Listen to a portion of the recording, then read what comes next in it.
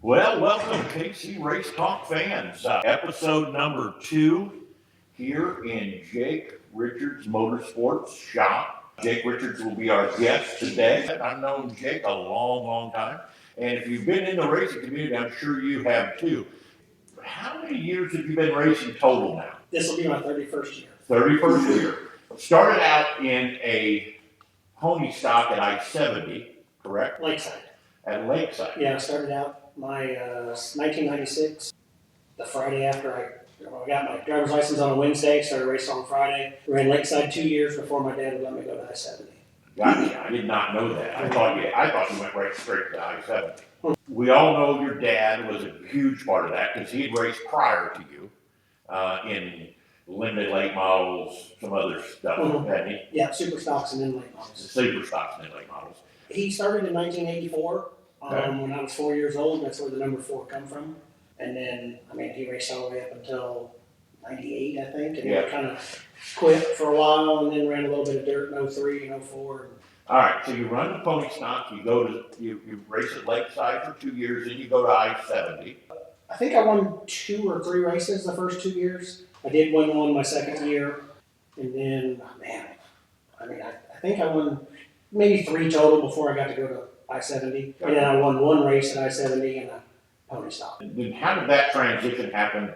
Did you immediately go to dirt, or was that I-70 starting to close down? Because, well, you remember I-70 in the days, and I'm going, no, I moved here in 06, and I-70 had a dirt track then, but they didn't have the asphalt track. So was that the only series you ran on asphalt before going to dirt?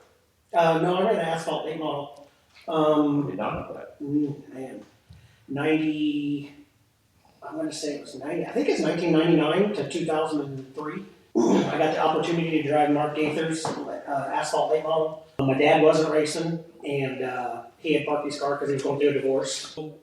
Mark, he was going to let me drive his car one night. I think it was a 100-lap race. And the plan was I was going to go out there, qualify, and run around in the back until I got lapped, and then pull in. And that was the plan. And I went out, and I think I ran like 65 or 70 laps before I got lapped, and was pretty decent. I was probably a second and a half slower than, the times that John O'Neill was running. But we got done with that on the way home. My dad goes, wow, you went a whole lot better at that than I thought she was going to. And then the next week we come out in his car, because it was sitting in the shop with no body on it. And then I started racing it and sold my pony stock at the end of that. I want to say it was 99. And then we went full-time late model racing. I ran second a few times. We're reasonably competitive, but that was the John O'Neill, Jeff Clem heydays. So, right. That was tough going. And then 03, we decided to build a dirt factory stock for my dad, Camaro. And that late model racing was kind of getting to be too expensive and losing its luster and fun. So we went dirt racing and started having so much fun with that we started running. My dad would race on Friday night, and I drive his car on Saturday night. And that just transitioned to, actually that was 2002. And in 2003, we just went full-time dirt racing and built 2 factory stocks. In the factory stock class. Yeah, and a few times in the B-mods. He kind of had an A-mod that he never really raced, like when I raced an A-mod. So. Gotcha. So, you picked up any championships in? 2003 and 2004, I won the Lakeside Speedway Factory Stock Championship. That's what I thought.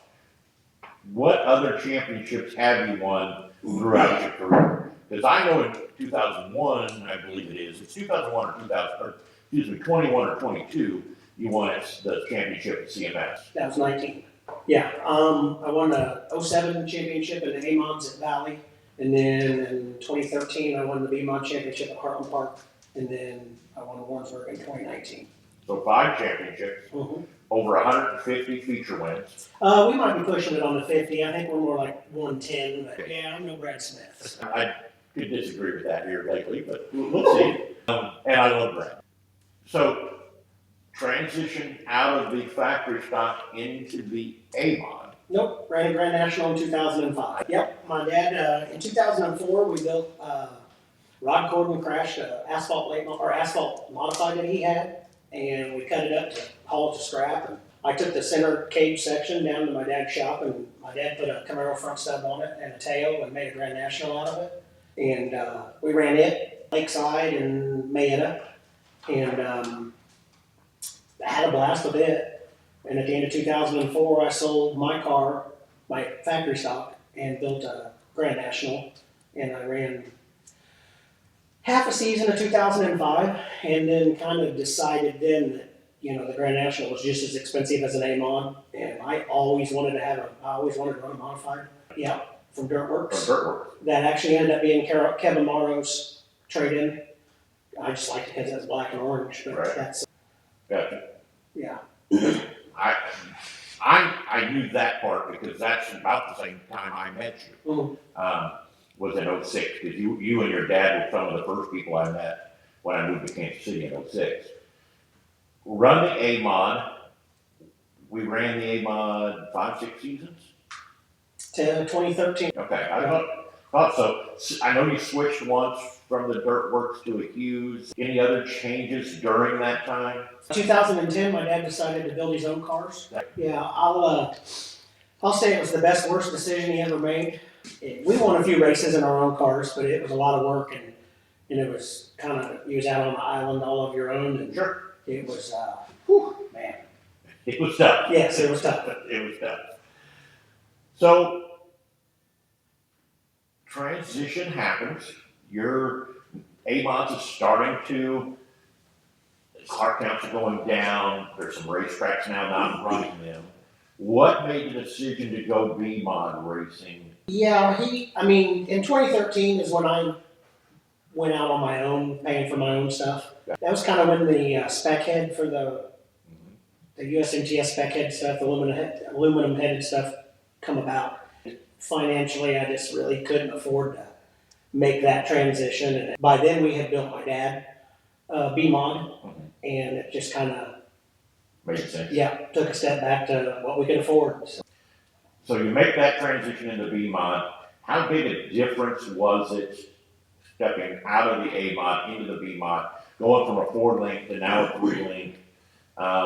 What was the learning curve, and what were the differences? I mean, besides power, because we all understand that, A-Mods had way more power than a B-Mod did. But what were the big differences in that change moving down to that B-Mod class, which a lot of guys have done? I mean, Garrett's, Davis's, everybody has done this. The A-Mods priced themselves out. It's good to see them starting to try to come back with 36 and 35, and Central Missouri Speedway now going to be running A-Mods. So that's great that we're starting to see that come back. Really, it wasn't a huge difference. It was just, there was tons of competition. There was just as much competition in the B-Mod class at that time as the A-Mods. It wasn't, I can't say that it was completely different to drive or anything like that. Because honestly, for 2013, I was driving an A-Mod and a B-Mod together. When I would get out of the A-Mod and get into B-Mod, it was like, it was slower. Right. So I really think that driving the A-Mod made me better in the B-Mod at the time. But there was no major, oh my, this is harder to drive or anything of that nature. Well, I had my guest last week, Houston Johnson. He said the same thing, going from the late model to the A-Mod. It was like slowing everything kind of down a little bit. So I imagine it was a lot like that. But from an A-Mod to B-Mod, it was okay. Kind of everything works a little, not quite as quick. Yeah. In that, you eventually make a transition where you become I'm going to call it a factory driver for asylum race cars, and had a lot of success in their house car. What brought that to happen? Was it, I know you and Jason have known each other for years. Is that kind of how it just said, hey, I got this car, or how did that all transpire? In 2013, Jason had built an A-Mod, drove it some himself, and then one night Darren Fuqua drove it and won in it. I did not know that. Yes, and that was kind of, I'm going to say, when Jason decided that he was a better car owner, or builder than a driver. And he asked me to, I drove his A-Mod in 2013.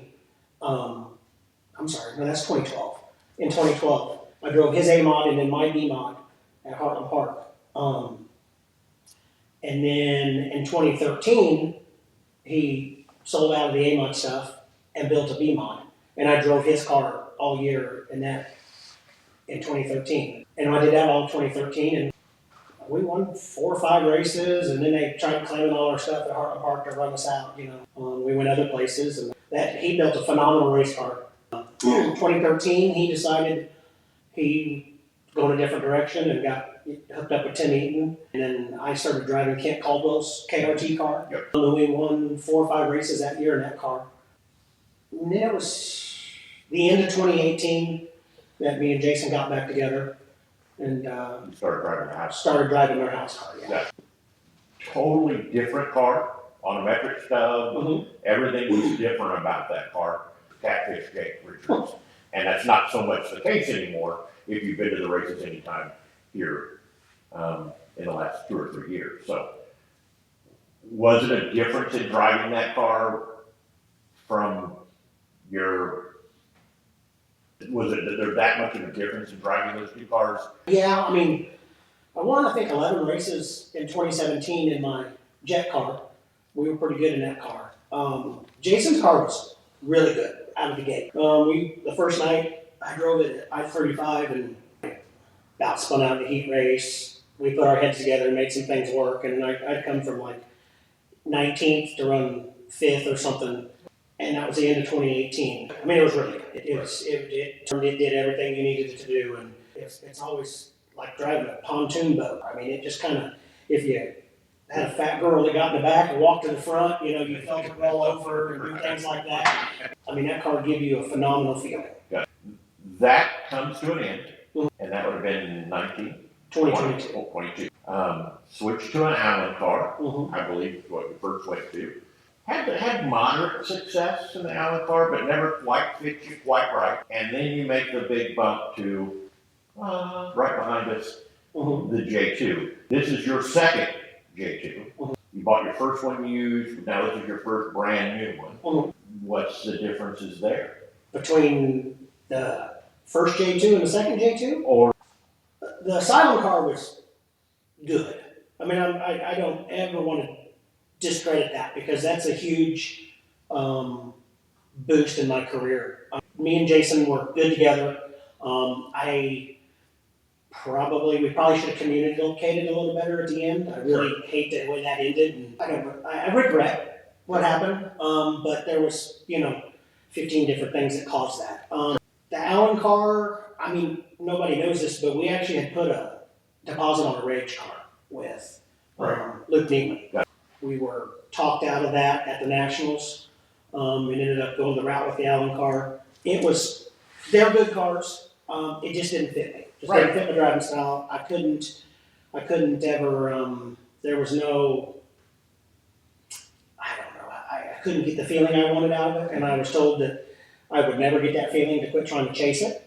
I think for 3 years we had that, 3 different Allen cars. We kept selling them to get new ones.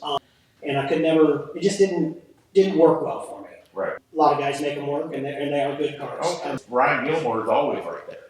We had gotten to a point where we were very discouraged. I was doubting myself as a driver.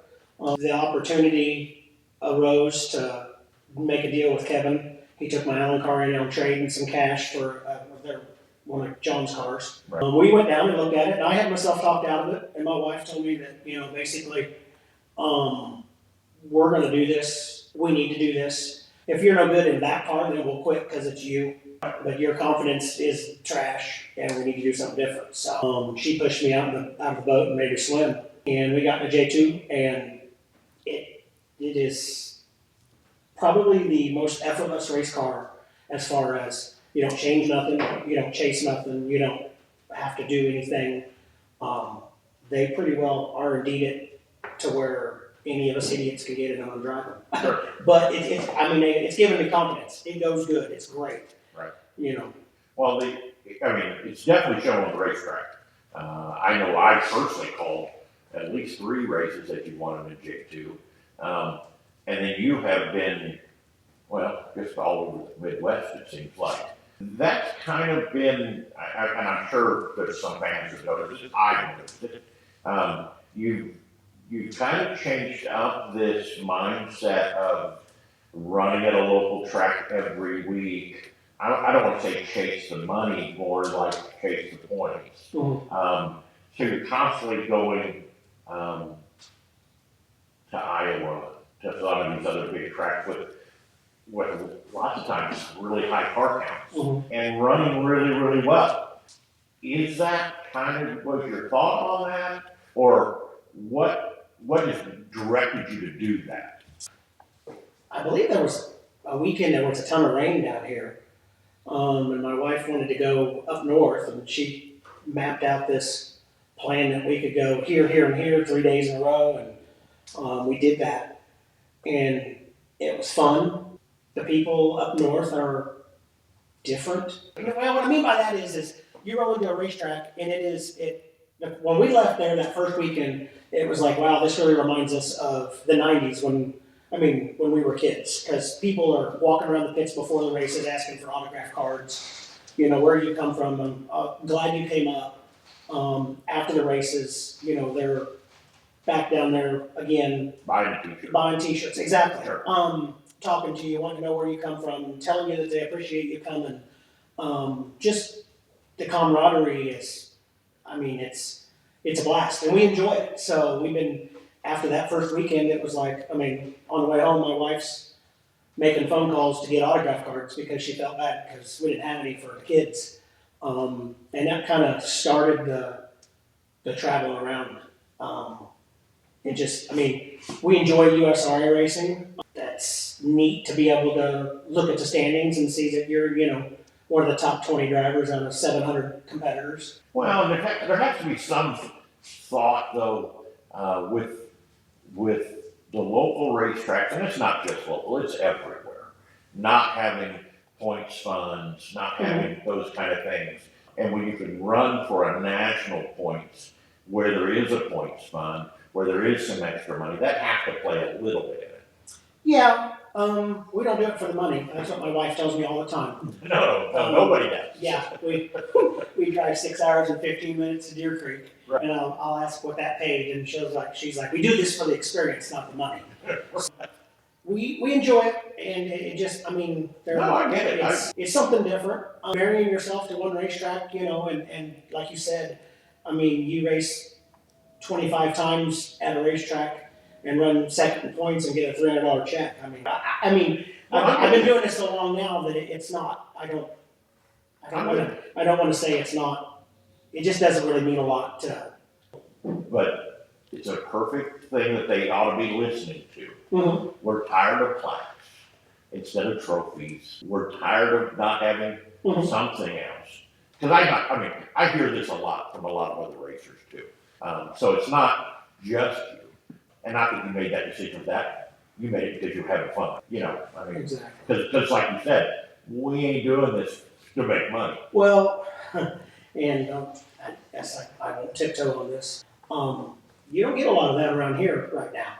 So we need to, if your deck height's off an eighth of an inch or something, fix that. Right. When it's something major, motor too big, red box not plugged in, Sure. Stuff like that, I've been no nonsense. But there's no favoritism up north in the areas I go to, and I see a lot of that around here. So last year, you start the season off, you run down, I believe your first race of the year is the same as it was last year, as it is this year, USRA Nationals down at Lucas. Did you go with the intent, what was your goal for last year's racing? Top 5 in national points, top 10 in national points. When did you start the season off, or did you just go, you know what, we're going to go race and have fun? Well, we started out going and racing and having fun. And then my wife wanted to run in the top 3 in national points. Yeah, she motivates a lot of things. That's hence the pink race car.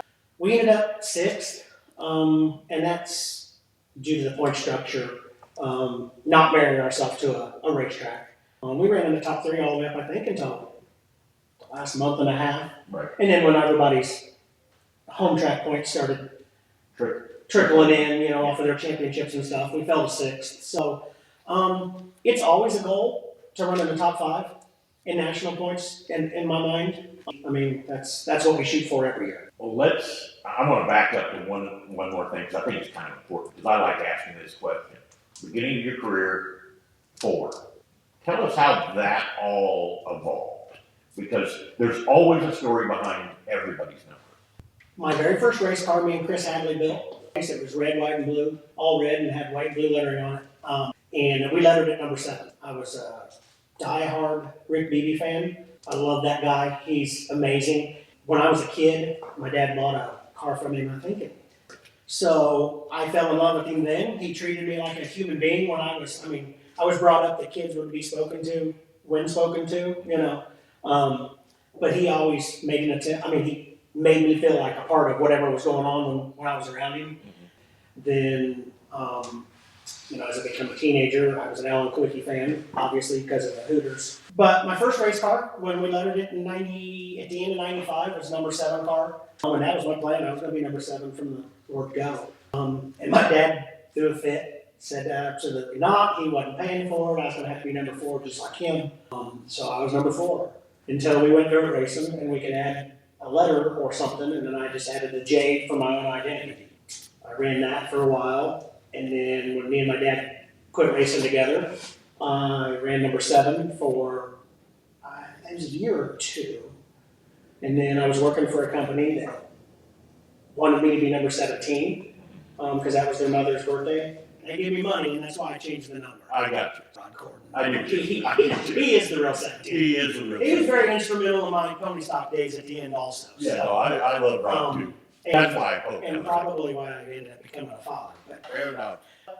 I ran that for a couple of years, and then when they didn't want to sponsor me no more, I went back to the number 7 because that was what I always wanted to be. Season starts in 25. You run 6 in national points at the end of the year. I'm starting to be competitive. Things are changing. Kind of struggling with the car a little bit there in 24, just a smidge. Trying to treat like the old car and make changes. It didn't quite work. When did everything kind of click and you start picking up? Because I believe you got 8 wins. 12, that's what it was, 12 wins. When did that start clicking off? Probably when I put my hands in my pockets and quit tinkering with the car.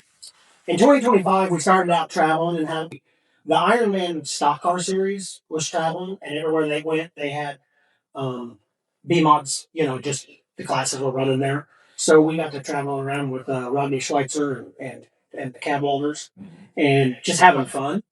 But as that started going, we started getting, better. I met Dustin Cruz at Deer Creek one year, and he helped me out some with, some stuff that I didn't have, ideas. And he screwed up and got me competitive. Started 2025 and didn't make any major changes to the car and just started racing.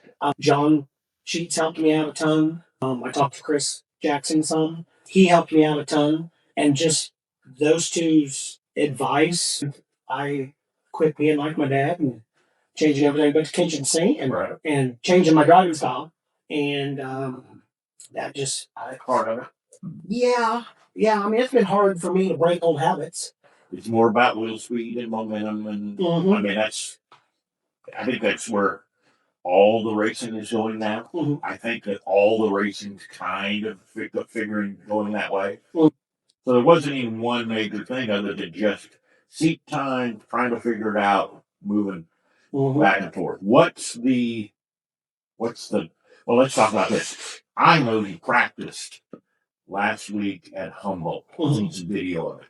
Looked like we had jobs to drive off. I know you made some changes as far as the package that you're running. But how did you feel after that first practice this last week? How did that go? It went really good. Had one hiccup the first lap, just my own fault. But we got that fixed, and I never made a change to the car. Probably ran 45 or 50 laps, and the car's. I'm pretty excited. We got a ton of confidence going into this year. So out of the gate, car's good. Liking the package you guys have put together. I know that Chris Litchell at Fast Lanes is one of your biggest supporters. I know Chris has been around forever with you and him. Would you like to talk a little bit about that? Yeah, no, I definitely wouldn't be able to do anything I'm doing without Chris Litchell. He has really stepped up, and I'm going to say it was 2019, helping me out with engines and my engine packages. The guy goes above and beyond for me. Doing what he does for us allows us to be able to do the racing that we do. I mean, we ran 64 shows last year. Wow. Didn't have any issues, and he made sure that we didn't have any issues, and always answers my phone calls, always texts. He is a huge asset to my racing program, and he helps me out on my business side also with work and Sure. jobs and stuff like that. So Good. I lucked into somehow, and I can't express how much I appreciate that guy. Yeah. Well, that family's meant a lot to the racing community. Mm-hmm. His dad Ray used to do a lot of stuff for a lot of guys that people didn't know about. So I'm not surprised per se. The practice goes well. What does your schedule look like this year? What do you think? You know, our plan is to run the Ironman Milan series if it just come back this year. We're going to be in all those races for sure. Right. So, obviously, the end goal is going to be to try to win the Ironman championship. See where the national points fall is where they fall. Right. But with that focus on national points, I mean, you pick up another racetrack locally that you can race at, with Electric City going to USRA. You know, because you're second in points and you need one more start, one more 10th place finish of getting there. You could do that with another racetrack. So, so you have no idea where you're going. Probably the big races, so Deer Creek. Oh yeah, we'll be at the Fall Jamboree, stuff like that. I got you. We really enjoy those. But other than that, I mean, they come out to me on Wednesday and say that they're racing at Fairmont, I-90, and I'm Mississippi Thunder, and depending on my work schedule, what I've got scheduled, we leave on Thursday and don't come back till Monday. Yeah. I mean, it's. Well, I was a little concerned that I may not get this weekend in because she was talking about going to Louisiana. I've been bucking that for a year and a half. She's been wanting to go to Boot Hill. They're not in USRA now, so I thought you were out of that. But there's a Sabine Speedway or something down there now that's another couple hours south. Oh, so she wanted to go that, but probably not the longest trip. What did you go to the banquet? How was it? It was good. I mean, I think everything was done in 3 hours, maybe. I mean, really? But it's a really well ran deal. Yes. Yeah. I'll have to go sometime, just as a spectator, because if I can't get a ticket. But lots of changes as far as sponsorship on your car over the last couple of years. You want to talk about them a little bit? Yeah, Terry Beats and Ashley Beats with On Demand Mechanical have taken my racing program to the next level with help financially. I mean, tires, fuel, helped me get my first J2. Without that, we wouldn't be able to do what we do also. Right. AKC Pros, Roofing and Construction. He's been with me for Chris Ward has been with me for, I think, 5 years now, 4 or 5 years. Same thing. I mean, they've been good to me. Probably got some of the best help I've had in the last 3 years, sponsorship wise, and they support the fact that I'm not around local. We try to run local for them some, but they without those guys, I mean, I wouldn't be able to do what I'm doing. So they've been a huge help. Well, yeah, Luke Neiman Fencing, he's come along this year, started helping me. He's new to the car this year. Yeah, we've been buddies for quite a while. I mean, even after I backed out of the range on him in 2021. With that being said, what you got to give me one of the. I'll give you one of the. What's your funniest? As we conclude, race story that doesn't involve your wife, because I still want you to be married. You know, the only thing I can think of that comes to mind that I still laugh at today is we were at a race at Thunder Hill, sleeping in that camper that John Snyder went with us to help. And I took my socks off and threw one of them, and in mid talking, it went right in his mouth. Oh no! And then he started dry heaving and all that stuff. But I passed out, I guess, before that was ever done. But he still to this day he complains about the night that I threw a sock in his mouth. It wasn't even on purpose. I just threw it at him. I can't think of any. That's funny. That's well, better funny stories. Well, Jake, thank you so much for taking some time out of your schedule today. I really appreciate it. Anybody else? Do we miss anybody you need to thank? Well, besides your beautiful wife. Yeah, her. John and Kevin Morrow. He went out on a limb to help me. A couple years ago to get me in a J2. He didn't have to take that chance. He didn't have to sit on the money he had was out of pocket for 5 months before he could sell the other car. And I owe huge thanks to them. And John's been phenomenal to talk to. Right. Just with common sense stuff. You know, you bounce something off somebody and they laugh at you and tell you that's dumb. Or, you remember when I was telling you that 6 weeks ago. Right. So I do owe those guys a lot. Yeah. Well, he comes over. Last year he come over Tuesdays and Thursdays and help us get tires going so we could go out of town.